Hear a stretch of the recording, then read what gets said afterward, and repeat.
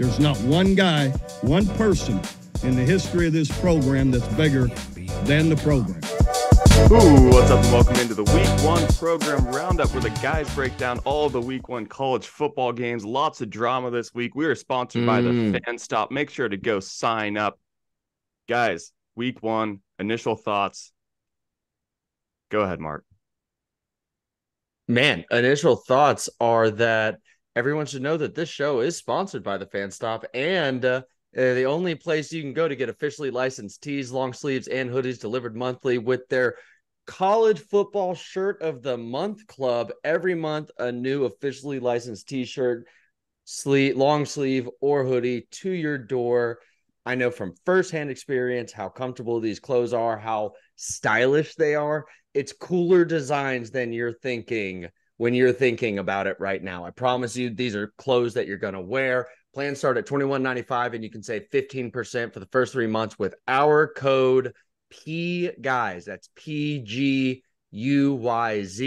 You can learn more at thefanstop.com. New for the Fanstop this season is game day polos, officially licensed. They're not marked up just because they have a logo somewhere on them, but you're getting that OU. They're looking beautiful. The fabric is nice. You can also get 15% on the officially licensed game day polos with our code PGUYZ there as well. That's PGUYZ.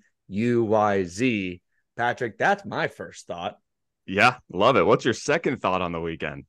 Oh my God, man. It's so nice to have football back and to just all day Saturday. So I went to the Oklahoma game on Saturday, but I got back a little early, and every moment that I got back until I wanted to go to bed, there was football playing.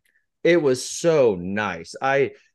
Every game was fun. Every game is good. And you look up and what happened in Fort Worth happened also. It's a fun weekend. Man, it's a fun weekend. Mason, what do you think? So my first thoughts were we learned things, but also we didn't. I think we learned that TCU's fraudulent and that they're a one-off. They're ones. Matt, you can shake your head however much you want. We'll get into it. But TCU is fraudulent. LSU is fraudulent. The whole Brian Kelly thing, this is exactly what he did at Notre Dame. He's the same coach that he was at Notre Dame. He's hyped up. He has a good season. We think next year's the year they make a leap, and they go out and they lay an egg against Florida State. But then you look at games like Michigan. Did we learn anything about Michigan? Not really. Did we learn anything about Alabama? No. Georgia? No. Tennessee? No. Those teams dominated, and they should have, right? That's not a knock against them at all, but yeah, we didn't really learn a lot of the teams that we needed to learn about who are going to be in the picture come December, January.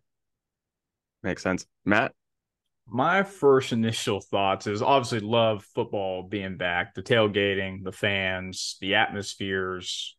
This is the best time of the season, or the best time of the year. There's no doubt about it.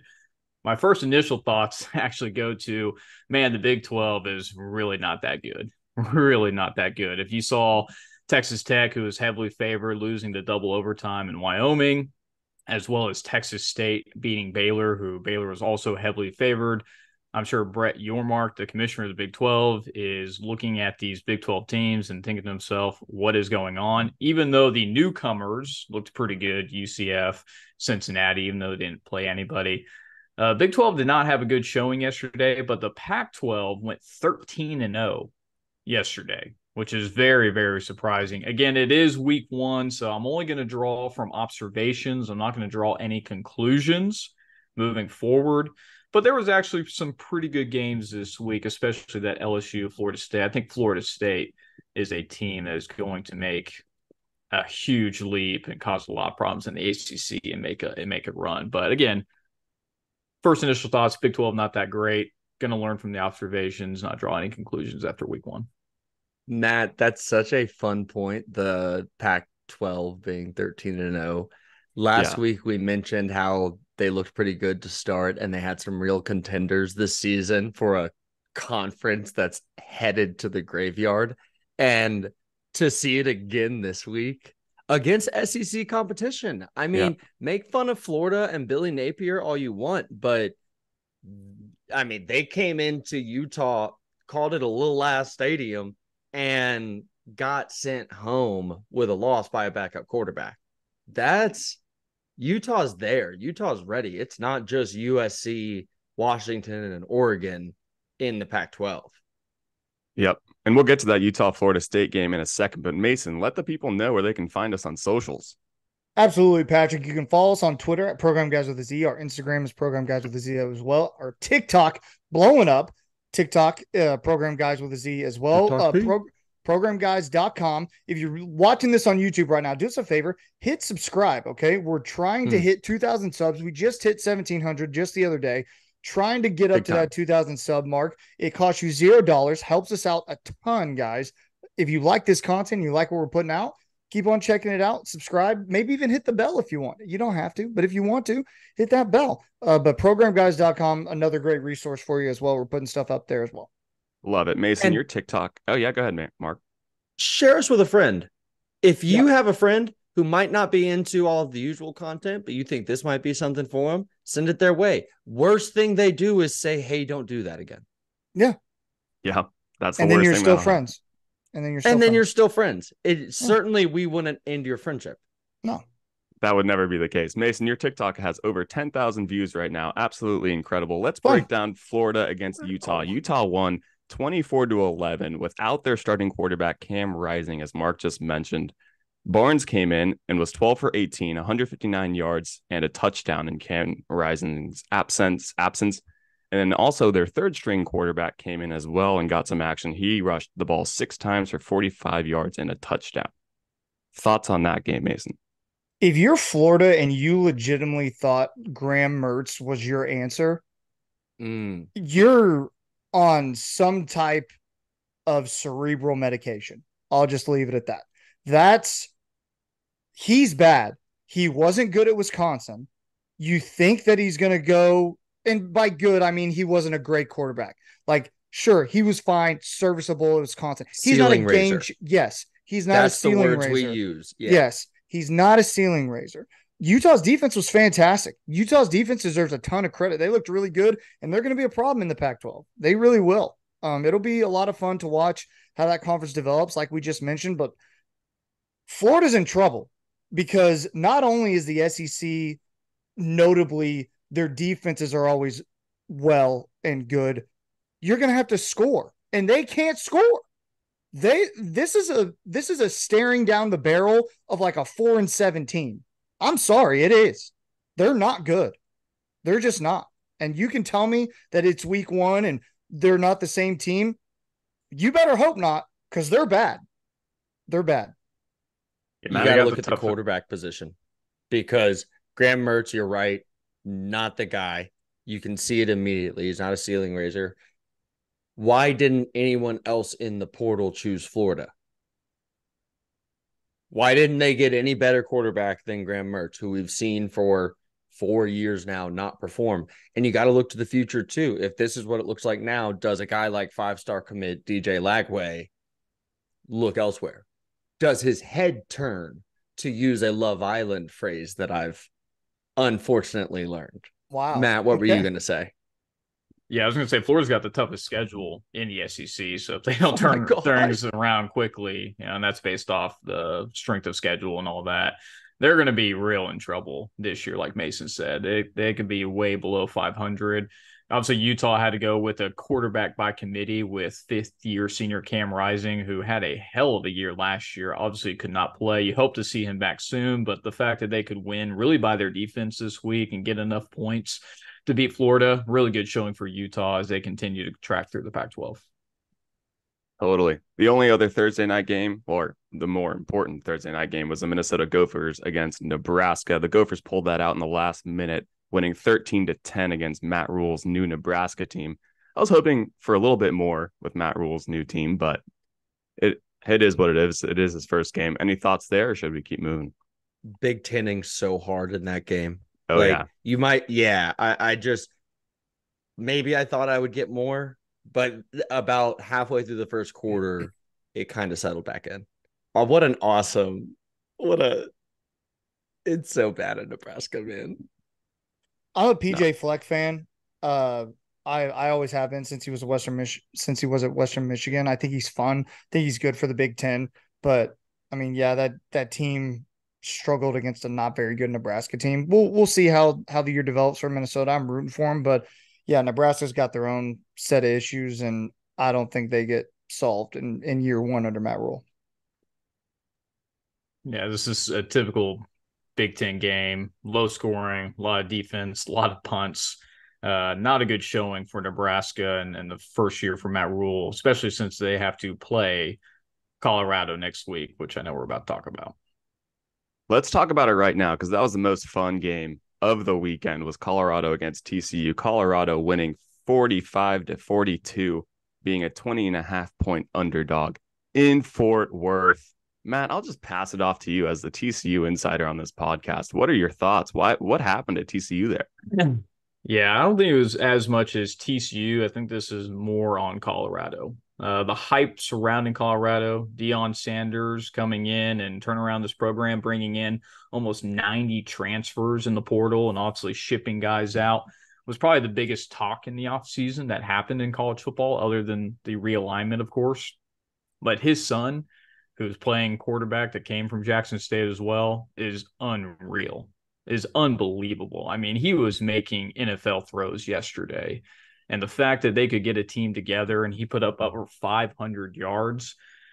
For me, for TCU, a lot of people left last year. And to Mark's point, I know he was at OU in Norman. I was in Fort Worth tailgating, did not go to the game, but watched it at a bar nearby.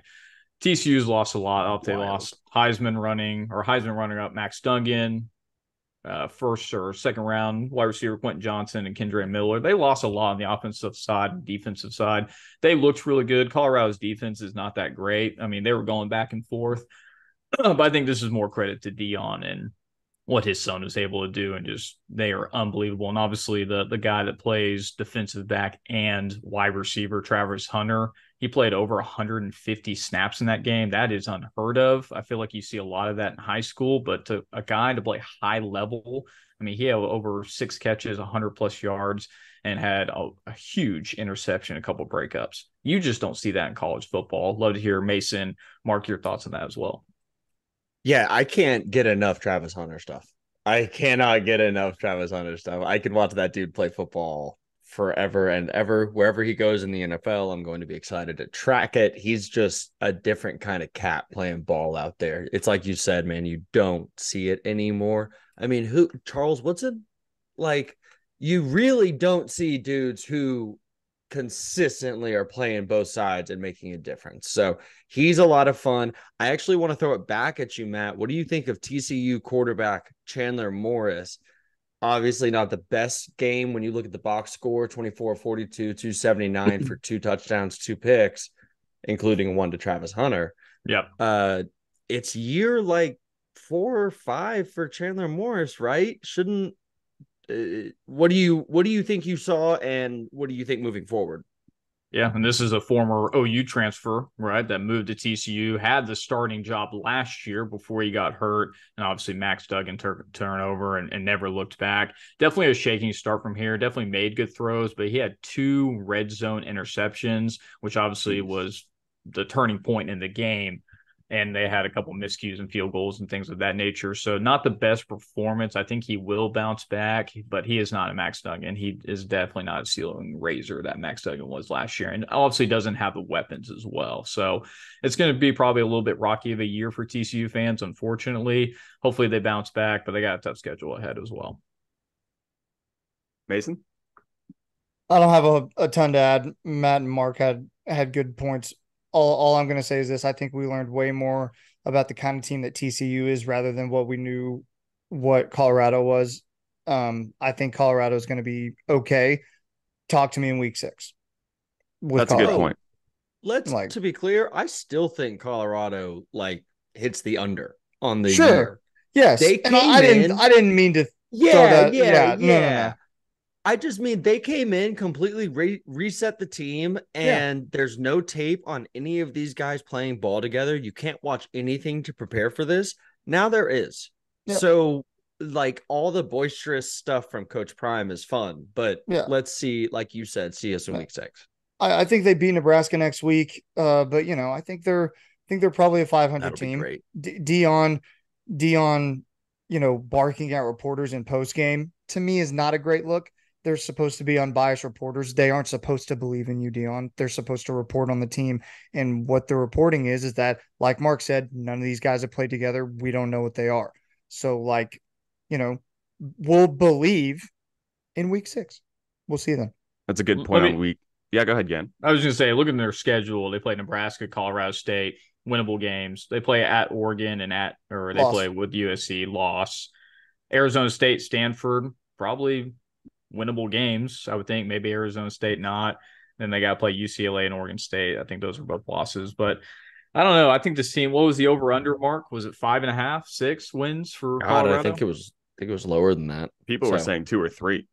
I mean, yeah, I think they're definitely going to hit. I mean, they have some favorable games. They're going to lose to some of those better ranked teams that have better defenses. But, I mean, it'll be interesting to see. Like Mason said, week 6, let's see how this team actually is performing. I want to see how teams scheme up for them now that it's on tape. Now that they have tendencies, what do you do against it? Going in against a blank slate is pretty difficult. Yeah, that's a great point. Last thing I have is Deion Sanders' son, went 38 for 47, 510 yards, 4 touchdowns, 0 interceptions. That was the first time in 25 years a quarterback threw over 500 yards in their debut. That is insane. Travis Hunter's stats also incredible. He played 129 snaps on both sides of the ball, 11 receptions for 119 yards, averaging over 10 yards a catch, 3 tackles on the defensive side, 1 interception, and 1 pass break. You just don't see that. That was awesome. That was really awesome. Let's move on to UNC against South Carolina. The battles of the Carolinas, 31-17 for UNC and Drake May over Spencer Rattler and his South Carolina team. Initial thoughts, Mark? Mac Brown just doesn't know when to quit, man. That guy looks like he needs to be in an infirmary on the sideline, and instead he is just bawling out. And Drake May looked pretty freaking good. I'm of the opinion that there's a clear 1 and 2 in this upcoming draft at the quarterback position, not any of this 1A, 1B stuff that we're seeing. Caleb Williams is next level. He's goated. Drake May looked really good the other day, though. He looked really good the other night. And on the other side of the ball, the Spencer Rattler show continues, man. He has an arm that can do freaky stuff, and you see it, and then you see 3 plays in a row where nothing really comes together, and he's pouting on his way to the sideline. Shane Beamer can only overcome that for so long. So it'll be good to see what South Carolina is able to do after this season. But for the time being, how much is, your team goes as your quarterback goes, vibe-wise. And I don't like Spencer's vibes. Shocker. I don't either, but hey, he got in his G-Wagon after that game. So good for him. Mason, what are your thoughts on that game? So, yeah, the Mac Brown experience is a wild one. I thought Drake May looked okay. I thought he looked, the part. I mean, he's supposed to go out there and be a god, according to experts, right? Like Mark said, Caleb Williams, Drake May. So I should be watching Drake May on tape and being like, wow, this guy's a god. And I just don't. But that's okay. I mean, he's good. He's very good, and he'll be a top 5 draft pick, no doubt about it. My South Carolina experience is this. I mean, I feel like this is what we get out of Shane Beamer and this South Carolina team ever since he took the helm. I feel like we start off slow, and then you get to SEC time and they knock off two games that they shouldn't win, and they do. And Shane gets to keep his job, and the train keeps rolling for another year. We kick the can down the road, and we'll see the same thing next year. I love Shane Beamer. I really do. I want him to work out at South Carolina. I think it'd be super fun. I just don't know how, if you're South Carolina, you needed to win this game because you're going to get to your SEC set schedule and wins are going to be hard to come by. And that's why you're going to savor those upsets whenever you get them so much more, when in reality, in a SEC East, it's going to be pretty tough with Tennessee and Georgia. I mean, fam, you're looking at a 4th place in the SEC East. Like, that's not going to cut it. It's just not. Yeah, man. When you rattle Spencer Rattler, you're not winning the game. He had 7 sacks in the second. He got sacked 7 times in the second half, and he looked rattled. And yeah, it was a tough look, especially getting that onside kick recovery to start the half.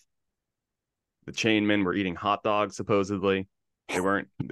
Did you see that? No, I didn't. But yeah, that's funny. Didn't set the chains. They couldn't set the chains fast enough for them to keep going because they were eating a hot dog. Amazing. Yeah. Yeah. Yo, when you got a glizzy, you got to have a glizzy when you get it. If someone hands you a glizzy, you're gonna eat it. Matt, what are your thoughts on that game? Matt Glizzy Gann. Yeah, I didn't watch the entirety of this game. From the highlights and from what I've seen, it seems like Drake May made enough big throws over Spencer Rattler to put UNC over the top. It seemed like a game, again, the hype coming for Drake May being a potential top 10 pick, that he was just going to blow South Carolina out of the water. I didn't really see that on the highlights, but again, I think he made enough big throws to overcome South Carolina this week. So it'll be interesting to see how he plays in the ACC against teams like Clemson as well as Florida State. It's fun when a score is exactly what a game was, because this was a 31-17 game. Yeah. Like it felt close, but UNC was always a little bit better, and it comes out looking exactly like that. One more point real fast. I think I'm just out on the Spencer Rattler archetype of quarterback. Like the smaller dude with an arm that is admittedly next level gifted. That's one hill I'm going to die on, is there's a reason Spencer Rattler was number 1 in that class. But the small, skinny 6'1" dude with a crazy arm, Spencer Rattler. I know Bryce Young is great. I'm not mad at Bryce Young. Like Malachi Nelson. I just don't trust these guys the same way. Give me a bigger dude. I couldn't agree more. Random little point. Yeah, 2 other kind of bigger games to mention. Tennessee beats UVA 49-13. Joe Milton goes 21 for 30, 201 yards, Amazing. 2 touchdowns. It was a slow start for Tennessee, but they came back and they had a good game towards the end. And then West Virginia lost to Penn State 38-15. Penn State did what they had to do. Drew Alar, 21 for 29, 325 yards and 3 touchdowns. Any comments on those 2 games?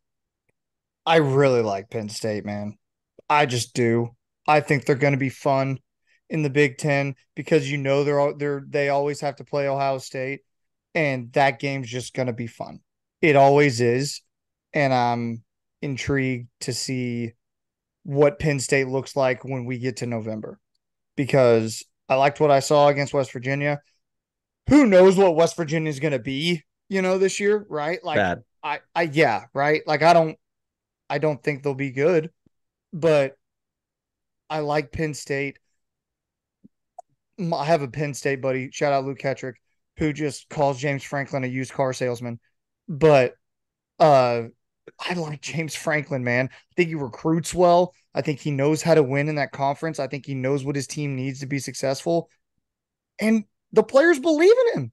I think they believe in the shtick. I think they do. So Penn State, they're fun, man. I like Penn State. Shout out to Luke. I love Luke. Met him at your wedding and just had a great time chatting with him.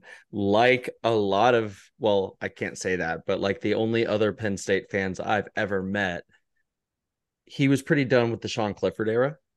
And this sophomore quarterback, Drew, how'd you say it, Patrick? Alar? That's how we're saying it. It may be right, may not be. Oh my gosh. It's going to be like IR.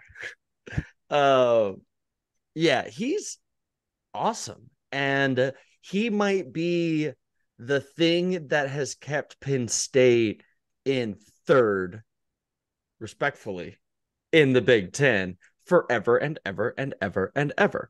Because you're just not breaking through and beating Ohio State and beating Michigan year in and year out unless you have next level play at the quarterback position. We know that they can get guys to the NFL. They've got dudes up and down the field. Saquon Barkley is a Penn State guy. There's receivers up and down the league that are Penn State guys. They put defensive guys in the league every year. Micah Parsons. Like, Penn State has talent all over the place. There's a reason that even though he can't win those big games, James Franklin is still there and still successful there. Maybe this sophomore quarterback, 6'5", 235 quarterback, is something that can sort of take the top off and make Penn State compete with a Big Ten that maybe is a little more open. Who knows? Yeah, I don't think 38 points on West Virginia is impressive enough. You got to hang like 50 on them for me to be impressed with you, honestly. They're not that good. Gan, what are your thoughts on one of those two games?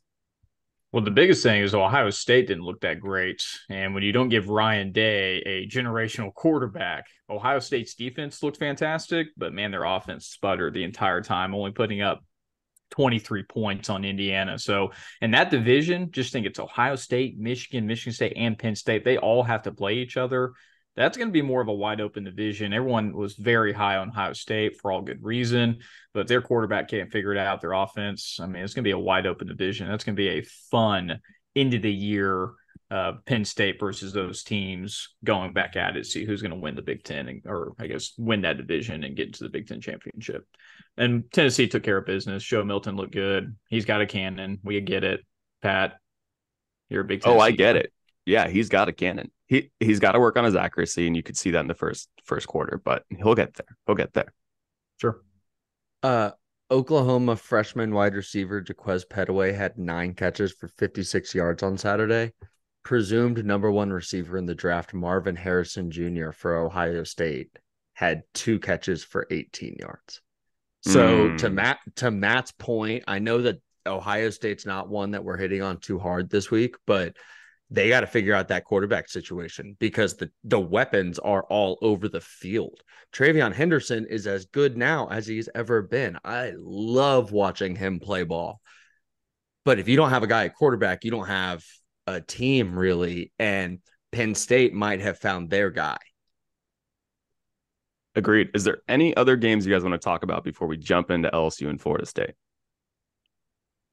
All right. Well, friendly reminder to go to thefanstop.com, use our promo code, get that 15% off, and start ordering your t-shirts. They're going to be coming every single month, and they have a ton of different colleges. So it doesn't matter what college fan you are, go to their website and see if your college is there. It probably is. That promo code is P Guyz. That promo code's P Guyz, PGUYZ, 50% off, like Pat said.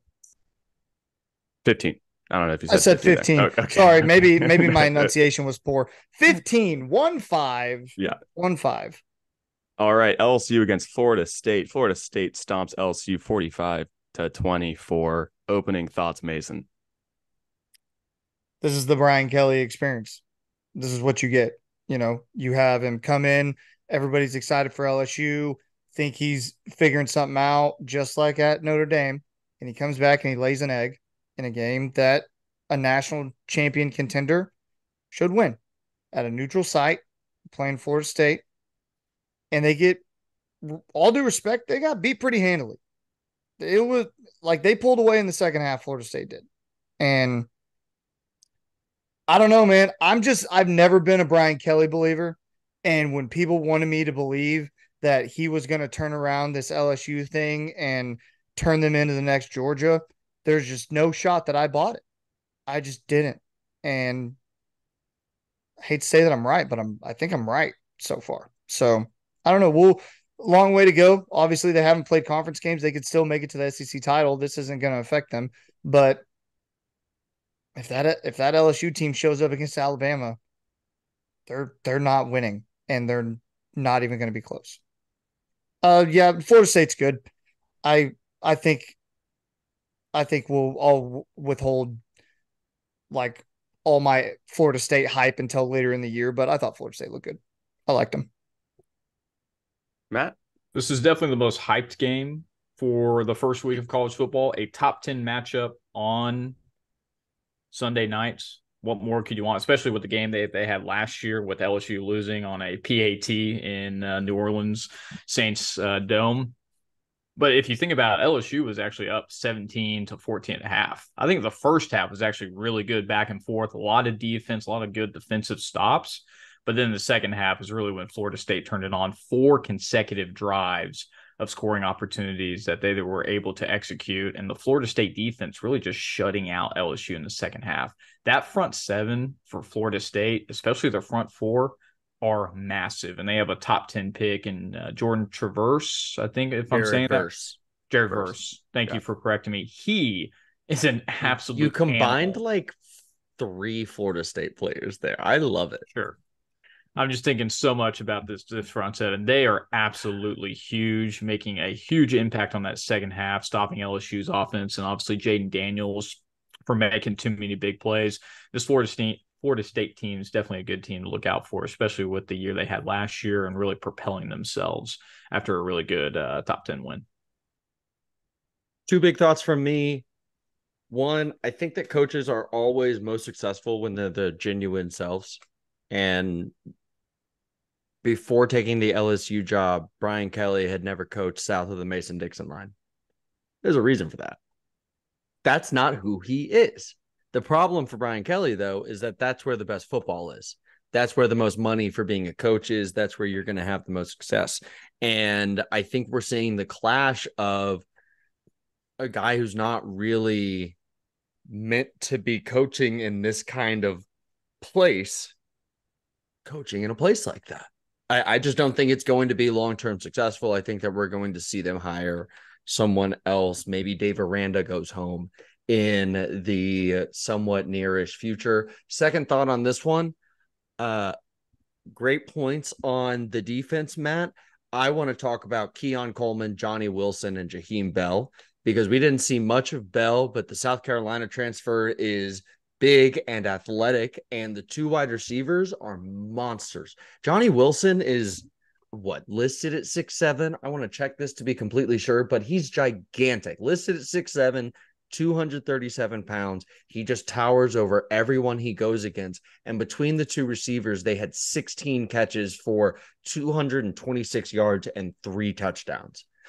If you don't have guys who can keep up, Florida State's a team that's going to run through its schedule. And I mean, Clemson is waiting at the end, right? That's what we all expect. And I said it last week. I think Florida State can beat LSU. I still think Florida State can beat Clemson when we get down to the end of this thing. Well, Keon Coleman, Michigan State transfer, former basketball player who played with Tom Izzo. He really showed his athleticism last night. But we can't forget who's throwing him the ball. Jordan Travis accounted for over 5 touchdowns last night. He played a hell of a game against a pretty taunted LSU defense. So those guys are absolute weapons, but Jordan Travis was absolutely dealing last night. The most impressive plays for LSU last night, in my mind, were the Jaden Daniels designed run plays, which sometimes worked very, very well and sometimes didn't. And if that's what you're relying to get your offense going again, I don't know if that's a problem to me. Anything else, guy? Go ahead. Did I miss it? I guess I expected to see a little bit more craziness out of Harold Perkins on defense for LSU. I don't think you missed it. Just wasn't there. Me? Yeah, that's unfortunate for the LSU Fighting Brian Kellys. Absolutely. All right, let's wrap it up, guys, with our week 1 MVPs. I'll go ahead and go first. I don't know if you guys have one, but I'm going to go with Bryson Barnes for Utah quarterback who stepped in and won the game against Florida. I think that's huge to come in and, a lot of people thought Florida were going to go and win that game, and the second string quarterback came in and beat you. That's my MVP. Matt? I'll just go with the guy I just talked about, Jordan Travis, really coming off a good year last year and getting his first top 10 win. That's massive for Florida State going into this year with all the hype, counting for 5 touchdowns, just looked really good. Jordan Travis, Florida State quarterback. Mark? Yeah, if you're a longtime Program Guyz listener, then you know that I've been one of the most skeptical guys about the Coach Prime experiment at Colorado, but the guy got it done in week 1. Coach Prime's going to be my MVP on this.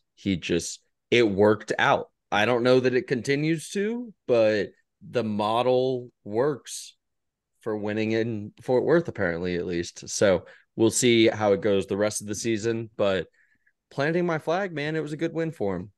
Coach Prime. Mason, round us out. My MVP is Brett Yormark. Yormark, touting all of his new conference additions, how good the Big 12 is, how they don't need OU and Texas. Well, OU goes out there, wins 73-0. Texas goes out there and looks really good. But hey, at least you had Baylor losing to Texas State. Hey, at least you had BYU only beating Sam Houston by 14. Hey, at least you had Houston only winning by 3 against UTSA. Hey, at least Oklahoma State had 3 quarterbacks, all who suck, barely win against Arkansas. Hey, at least you had Texas Tech lose on the road in double overtime to Wyoming. Brett Yormark is a clown. He's a fraud. I hate Brett Yormark. And he's my MVP because he's such a moron. Oh, didn't even mention the TCU Colorado game, but we already talked about it.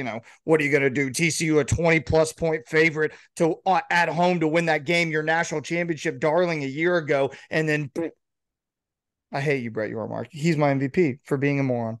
Mason, I love that rant. Could you let everyone know where to follow us on socials before we wrap it up? Absolutely. Follow us on Program Guyz with a Z on Twitter, Facebook, on Instagram, on TikTok.